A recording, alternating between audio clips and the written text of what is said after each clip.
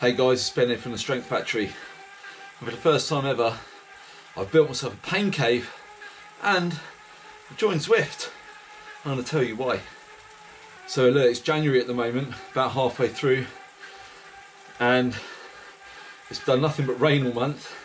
And now for the last few days it's not been above freezing and the roads are covered in ice. That combined with Christmas, bit of family stuff, bit of work stuff, it means that my fitness is not where I'd like it to be at the moment. I feel strong in the gym, but in terms of pedalling, I'm behind the curve.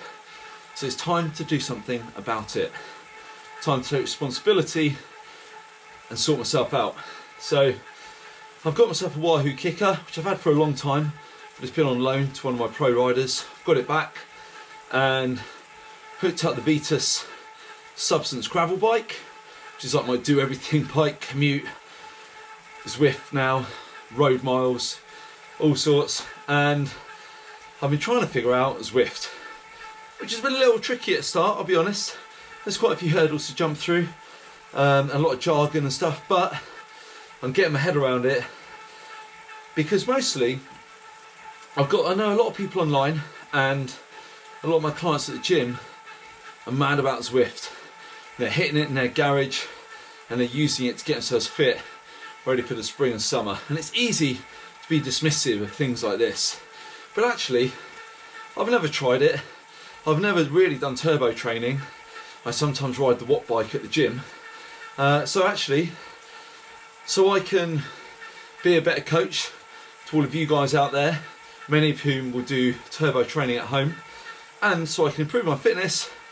I've got myself a subscription and I'm going to be consistently getting those Zwift miles in and see if using a platform like this can help me to be more consistent and to be fitter. And just for the record, there's no connection, no sponsorship, I'm just paying for it. It's £12 a month, and so we're going to see how it goes.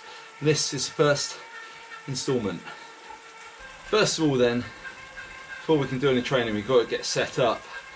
And this is one thing where I'll say that Zwift could definitely do a better job. Like, I think it's pretty complicated, and then you think you just need the Zwift app, but then there's Zwift Companion as well, which is like a stepping stone between my phone and my laptop.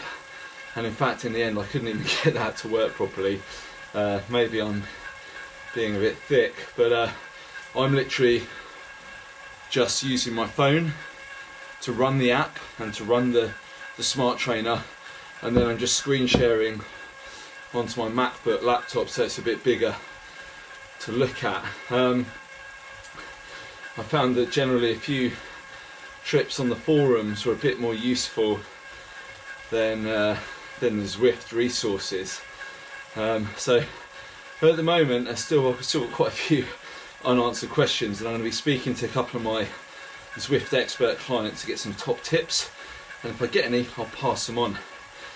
The other thing is that my heart rate monitor is only Ant Plus and not Bluetooth, so that means that it doesn't talk to my phone or laptop unless I get some dongle and all that nonsense. So I'm just running my little Garmin computer, which I've dug out of a drawer, and I'm using that to guide my heart rate, because as you know, I'm a big believer in using heart rate to govern and control aerobic training. So at the moment I'm on 115 beats per minute, warming up. According to the screen I'm doing 170 watts, and my heart rate's just creeping up. I'm starting to get warm. Let's talk a little bit about my setup then. Again, I'm new to this. The pros amongst you will notice I don't have a fan. At the moment that's alright, because it's literally 2 degrees Celsius in here and it's 0 outside, so I think I'll be alright. But I do have one knocking about that I can deploy when the temperatures pick up.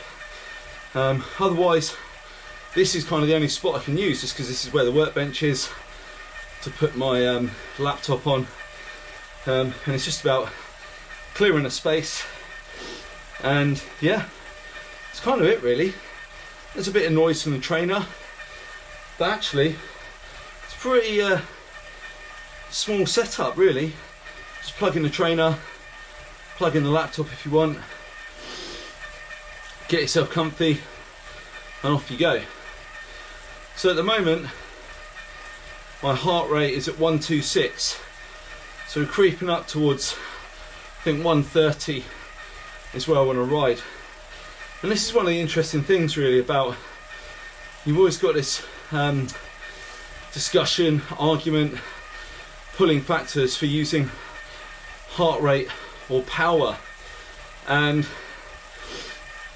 for me, heart rate is where it's at for your aerobic work, like warming up. And so I'm on free ride on the app, and I'm going to use my heart rate monitor here to guide my intensity. And I'm just sitting now 129, 128, and I'm riding at about 190 watts. And if I wasn't talking, I'd be quite relaxed. Nasal breathing.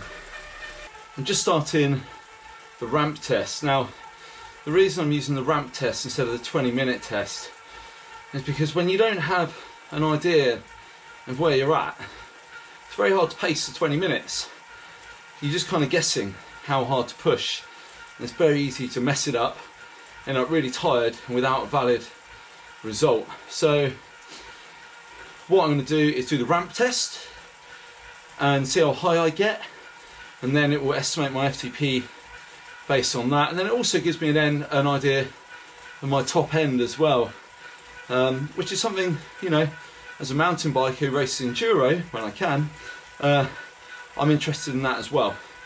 And then once I've got my FTP off the back of the ramp test, if I want to retest, I can either just repeat the test, or I could then apply that FTP and use that to pace myself for the 20-minute test, trying to beat it.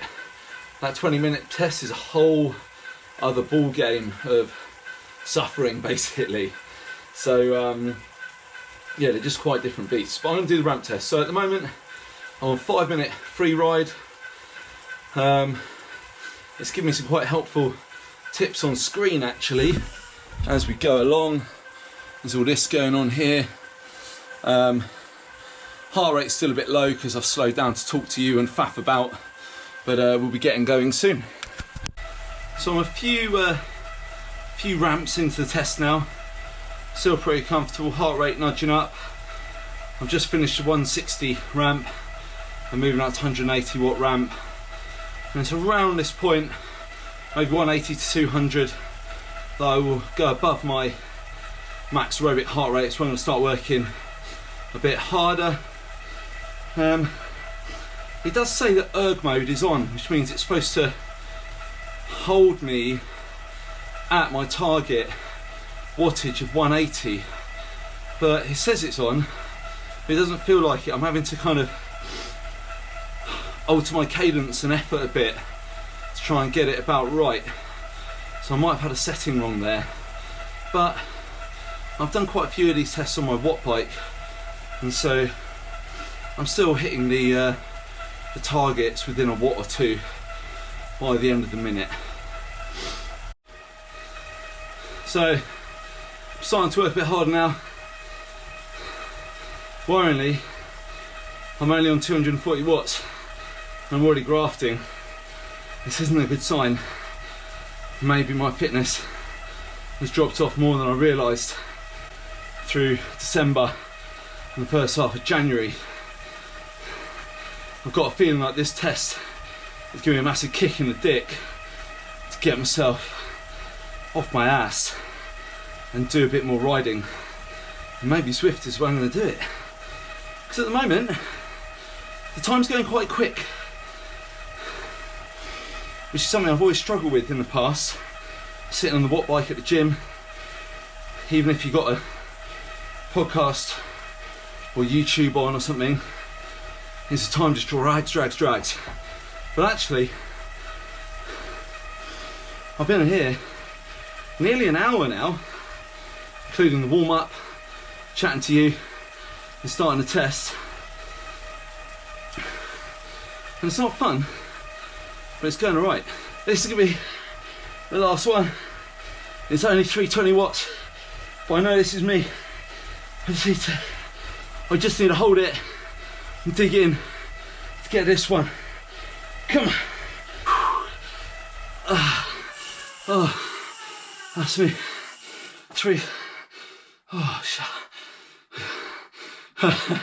He says, look at this. He says, I'm toast.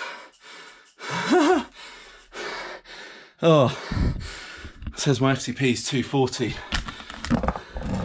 I mean, look, it's an arbitrary number, but at the same time, oh, yeah, I'd be hoping it's a bit more than that, but then it's not surprising when I look at how little riding I've done.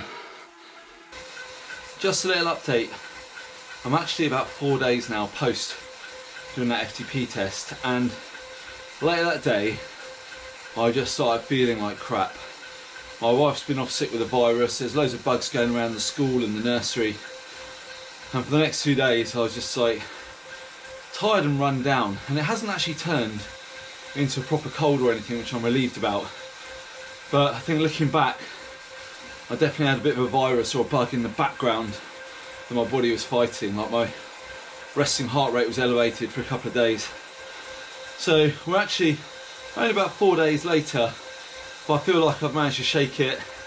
Resting heart rate is back to where it should be. And so what I'm going to do is, before I do any more intensity, I'm going to get a bit of aerobic base training. I've got a video on that done here on the Zwift, just using the free ride feature. And then I'm going to retest that FTP in a couple of weeks, because 3 watts per kilo, that's not where I should be, even if I haven't been riding very much over the last 6 weeks, but we'll see how it goes. I'll be back soon.